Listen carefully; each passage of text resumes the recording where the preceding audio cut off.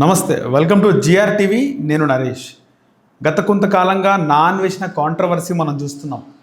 ముఖ్యంగా మహిళల వస్త్రాధరణపై స్టార్ట్ అయిన కాంట్రవర్సీ నాన్ వేషనకు చుట్టుకోవడం, నాన్ వేషనని చాలామంది అన్సబ్స్క్రైబ్ చేయడం, ఇవన్నీ కూడా జరిగినాయి. మధ్యలో నాన్ వేషన కొద్ది రోజులు కనిపించలేదు. మళ్ళీ తాజాగా నాన్ వేసిన ఇన్స్టాగ్రామ్ వాళ్ళు బ్యాన్ చేసినారు. దాదాపు 13 లక్షల మంది ఆయన ఫాలోవర్స్ ఉన్నారు ఆయన ఇన్స్టా ఖాతాలో. ఆ ఇన్స్టా కాస్త బ్యాన్ అయిపోయిందని తాజాగా దానిపైన నాన్ వేషన స్పందించిండు.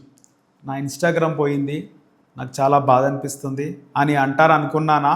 నాకేంది, ఒక ఎంటిక పోయినంత లెక్క కూడా కాదు ఇన్స్టాగ్రామ్ పోతే అని.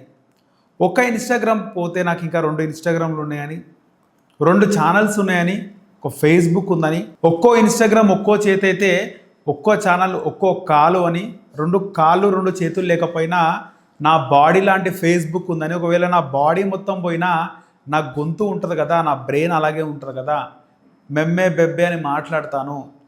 మీరు నన్ను అంతమొందించాలంటే ఒక సినిమాలో విలన్ని చంపినట్టుగా తల మొత్తం తీసేస్తేనే నేను పోతాను అని చెప్పేసి నాన్ వేషన మాట్లాడుతుంటాను.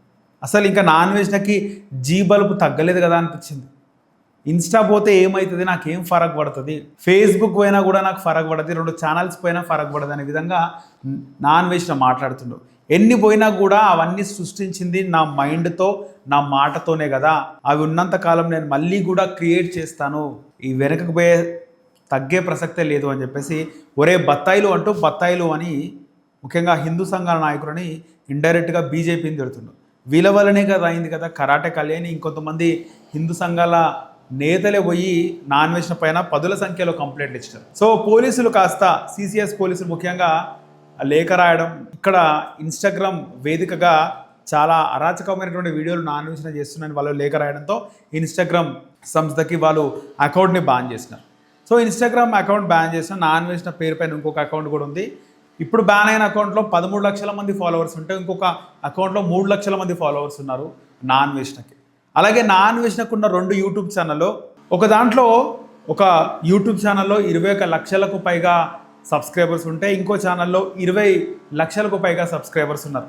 మొత్తం కూడా 41 లక్షల మంది సబ్స్క్రైబర్స్ నాన్ వేషనకున్నారు. అది నాన్ వేషనకున్నటువంటి గర్వం. ఎందుకంటే తనకు ఇన్కమ్ వచ్చేది ఇన్స్టాగ్రామ్లో కాదు, యూట్యూబ్లో. ఇప్పటికే మొన్న రీసెంట్గా లాస్ట్ మంత్లోనే 8 లక్షల రూపాయల ఆయనకు 8 లక్షల రూపాయలు రెవెన్యూ వచ్చింది. ఆ వడ్డీ అంతా కలిపి 1 లక్ష రూపాయలు, మొత్తం 9 లక్షల రూపాయలు నాకు వచ్చింది. నేను ఏమి చేయకపోయినా నాకు యూట్యూబ్ ఉంది, ఇన్స్టాలో నాకు రూపాయి రాదు, ఇలాగే కొట్లాడుతూనే ఉంటాను, 2026 సంవత్సరం మొత్తం నాదే, మీ బత్తాల మీద నేను పగ తీర్చుకుంటాను అని చెప్పేసి నాన్ వేషన చెప్తుంది.